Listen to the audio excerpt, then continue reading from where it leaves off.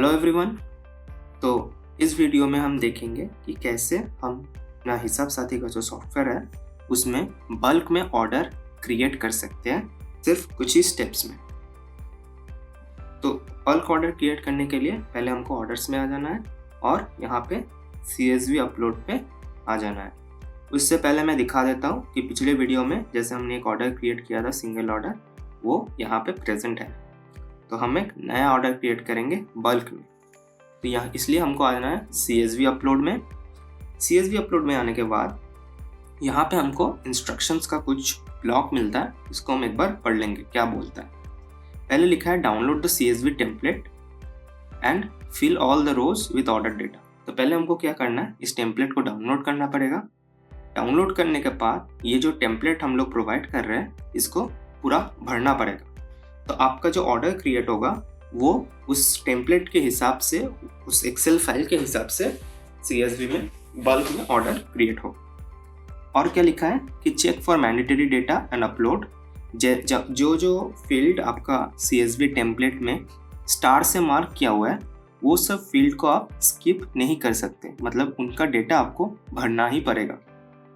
और क्या लिखा है कि ऑर्डर अपलोड लिमिट, आप एक ही बार में 100 से ज़्यादा ऑर्डर नहीं कर पाएंगे, मतलब एट ए टाइम आपको 100 ऑर्डर्स का ही एक्सेल अपलोड करना पड़ेगा। ठीक है, तो फिर आगे बढ़ते हैं। हमने जो टेम्पलेट डाउनलोड किया है वो मैं एक बार खोल के दिखाता हूँ आपको। जब आप नया टेम्पलेट डाउनलोड करोगे तो वो कुछ ऐसा दिखेगा। तो यहाँ पे आप देख सकते हो सीरियल नंबर जो है ये आपका मैंडेटरी फील्ड है, ऑर्डर डेट भी आपका मैंडेटरी फील्ड है, AWB नंबर भी मैंडेटरी है, क्लाइंट नेम आपका ऑप्शनल है, क्लाइंट नेम आप ना भी लिखेंगे तो भी चलेगा। क्लाइंट ID जो है ये एक मैंडेटरी फील्ड है, मतलब आपका जो क्लाइंट क्रिएट हुआ है उस क्लाइंट का अगर आपने कुछ ID दे के क्रिएट किया है तो वो वाला ID यहाँ पे आपको लिखना पड़ेगा। अदरवाइज आपने अगर कुछ ID नहीं दिया है तो हमारा सॉफ्टवेयर से जो ID जनरेट हुआ है वो वाला ID आपको यहाँ पे CSV में करेक्टली मेंशन करना पड़ेगा, तभी जाके उस क्लाइंट के अगेंस्ट ऑर्डर क्रिएट होगा। उसके बाद आ जाता है डेस्टिनेशन पिन कोड। उसके बाद आ जाता है सर्विस चैनल। सर्विस चैनल में आपका जितना भी सर्विस चैनल है, जैसे मैं मान लीजिए मेरा जो DDTC है तो मैं DDTC लिखूंगा। उसके बाद आता है service type, package type, travel mode, volumetric weight, actual weight, product value. Product value जो है वो ऑप्शनल फील्ड है, अगर आपका प्रोडक्ट वैल्यू देना चाहते हैं तो प्रोडक्ट वैल्यू दीजिए, वरना इसको आप स्किप भी कर सकते हैं। स्किप करने का मतलब है कि यहाँ पे आप 0 लिख देंगे, ब्लैंक मत छोड़िएगा, क्योंकि ब्लैंक छोड़ने पे यहाँ पे कुछ और वैल्यू रिटर्न करता है। तो हम AWB charge, ORC charge, CRC charge, ये सब चार्जेस जो है ये ऑप्शनल है। अगर आपको कुछ चार्जेस पड़ रहा है तो वहाँ पे मेंशन कर दीजिए, वरना हर एक फील्ड में 0 भरता जाइए।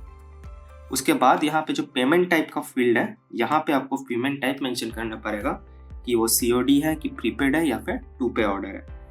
और उसके बाद अगर COD है तो COD का चार्ज, और अगर टू पे है तो टू पे का चार्ज यहाँ पे लिख दीजिए, वरना वही कि 0 भर दीजिए। इस तरह से आप एक एक्सेल क्रिएट कर सकते हैं।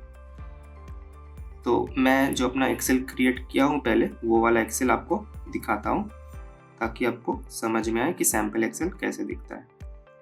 तो ये एक पहला एक्सेल मैंने क्रिएट किया हुआ है। जैसे कि आप देख सकते हैं कि मेरा जो क्लाइंट है उसका ID मैंने भर दिया है, इसका serial number, order date, AWB number, client का नाम, ये नहीं भी भरूंगा तो भी चलेगा, लेकिन मैंने भर दिया है। उसके बाद क्लाइंट का जो ID है वो मैंने डिटो जो सॉफ्टवेयर में है वही कॉपी करके पेस्ट किया है। उसके बाद डेस्टिनेशन पिन कोड भी मैंने हर जगह का भर दिया है। सर्विस चैनल मेरा DDTC था तो DDTC भर दिया है। Service type, standard, express, value plus जो था मेरा, मैंने सब कुछ एक एक करके भर दिया। पैकेज टाइप भी भर दिया है, ट्रैवल मोड भी भर दिया है, वेट वगैरह सब कुछ दे दिया। ये सब जो चार्जेस है ये ऑप्शनल है तो मैंने इसको स्किप कर दिया। अगर आपकी ज़रूरत है तो आप फिल कर सकते हैं, वरना इसको ब्लैंक की 0 छोड़ सकते हैं। तो मैं यहाँ पे 0 भर दूंगा हर जगह पे।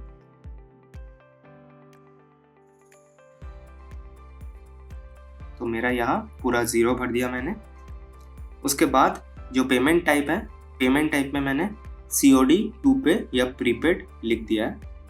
उसके बाद जो मेरा रहेगा, अगर COD हुआ तो COD चार्ज आएगा उसके अगेंस्ट में, अगर प्रीपेड हुआ तो उसके अगेंस्ट में कुछ चार्ज नहीं आएगा, और अगर 2 पे हुआ तो उसके अगेंस्ट के 2 पे चार्ज आ गया इसके ऊपर। तो अभी मैं इसको सेव कर लूँगा अपने सिस्टम में, फिर इसको बंद कर दूँगा। उसके बाद हम अपने सॉफ्टवेयर में वापस आएंगे। सॉफ्टवेयर में वापस आने के बाद यहाँ पे हमारा जो है, इस पर क्लिक करेंगे और अपना जो CSV हमने डाउनलोड किया है, सेव किया है, उसको हम यहाँ पे अपलोड कर देंगे। तो जैसे ही हम अपलोड करेंगे, यहाँ पे ऑर्डर्स क्रिएट होना स्टार्ट हो जाएगा ऑटोमेटिक।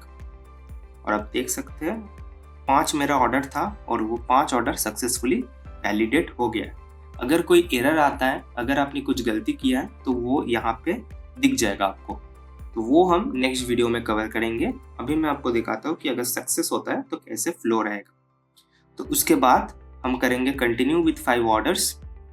यहाँ पे एक बार हम रिव्यू कर लेंगे कि हमारा ये वाला AWB नंबर का ऑर्डर यहाँ पे जाएगा तो इसका अमाउंट इतना आया है, ये वाला ऑर्डर यहाँ पे जाएगा और इसका अमाउंट इतना आया है।